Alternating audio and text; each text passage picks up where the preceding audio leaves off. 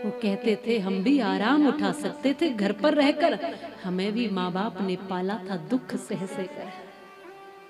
हम भी तुम्हारी तरह आराम से रह सकते थे घर पर, लेकिन क्या करें, मातृभूमि ने आवाज दी तो रहा नहीं गया।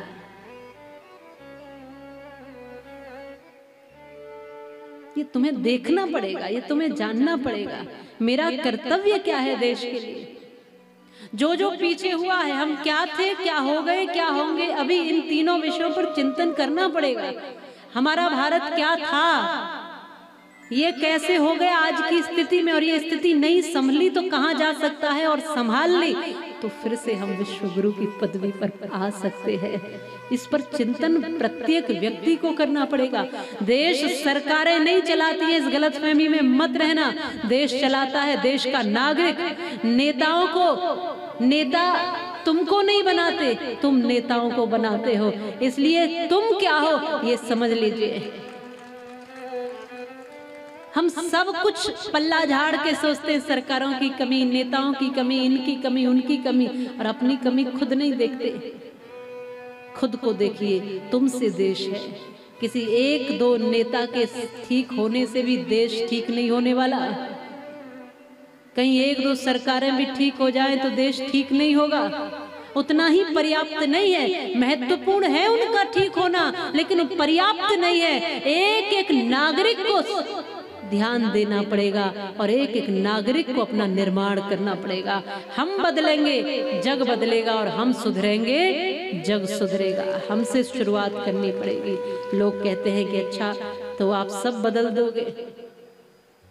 थोड़े समय में मैं बस आपको जागृत करने के लिए आई हूँ।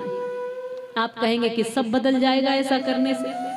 मैं फिर वही उदाहरण सुनाती हूँ आपको कि जंगल में आग लगी थी, चिड़िया देख रही थी, सभी जीव जंतु भी देख रहे थे, सब देखकर दर्शक बने थे। चिड़िया से रहा न गया, वो उस जलती आग को देख न पाई, सोचती थी मेरा घोंसला भी तो इसी जंगल में है।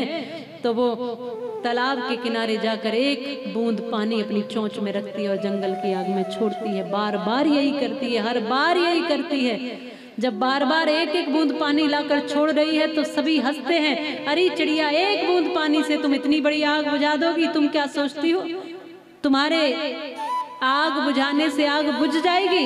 इस चिड़िया ने बहुत सुंदर जवाब दिया कि मैं आग बुझाने का काम नहीं कर रही, मैं तो तुम सब सोए हुओं को जगाने का काम कर रही। मेरे बुझाने से आग नहीं बुझेगी, लेकिन तुम जिस दिन जाग जाओगे उस दिन बुझ जाएगी।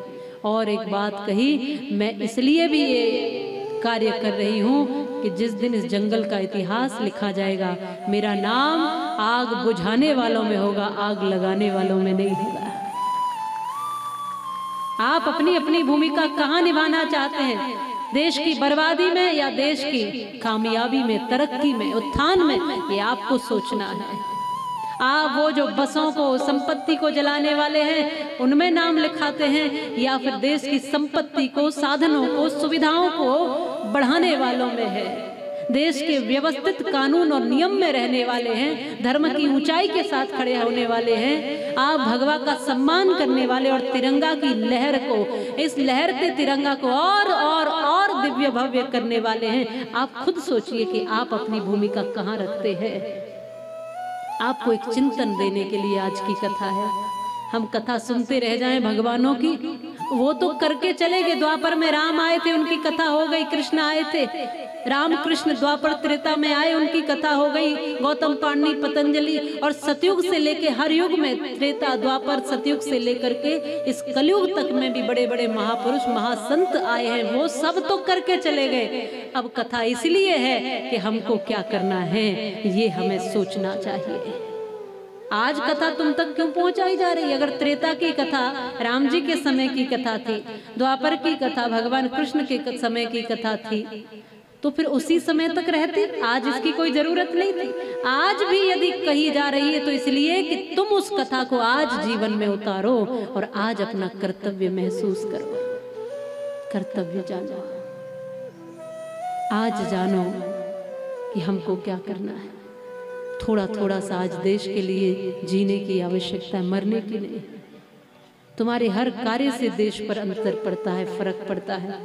तुम इतना कर सकते हो, समय आने पर देश को जब जिस कार्य की जरूरत हो तब खड़े हो जाओ, लेकिन नित्य प्रति जो कार्य आपके हाथ में है उसको पूरी ईमानदारी से निभाओ। ईमानदार बनो, स्वाभिमानी बनो, भक्ति और शक्ति को साथ लेकर चलो। भोलेनाथ के हाथ में डमरू देखते हो ना, डम डम डम डम बजाते हैं, पर साथ में त्रिशूल भी रखते। राम जी पूरे दयालु हैं लेकिन धनुष बाण रखते।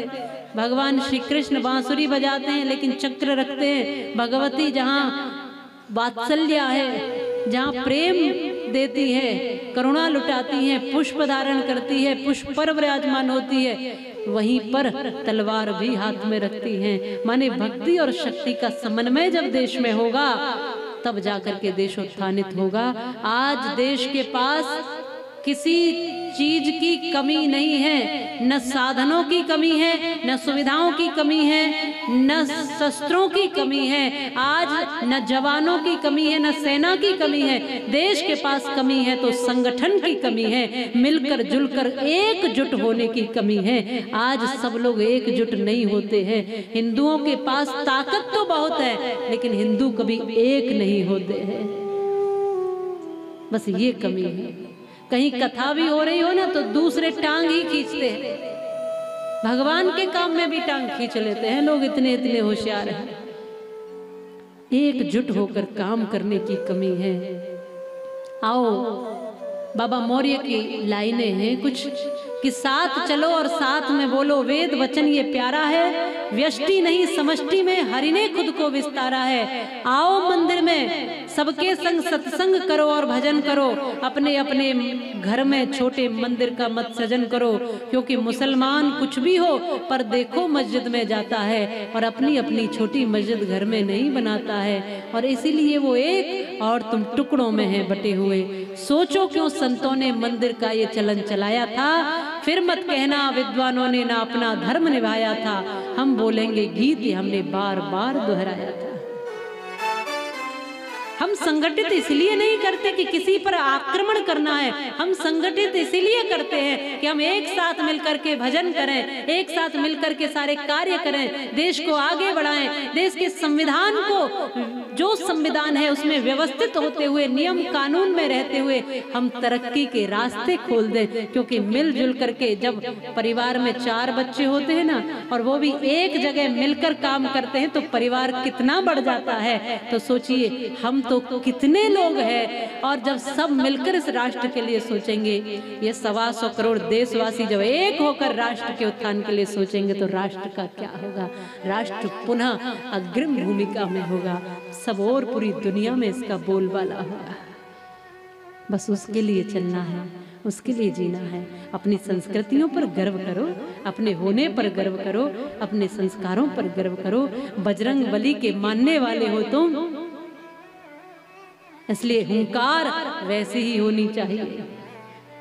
शेर हो इसलिए दहाड़ पूरी होनी चाहिए, वैसा ही।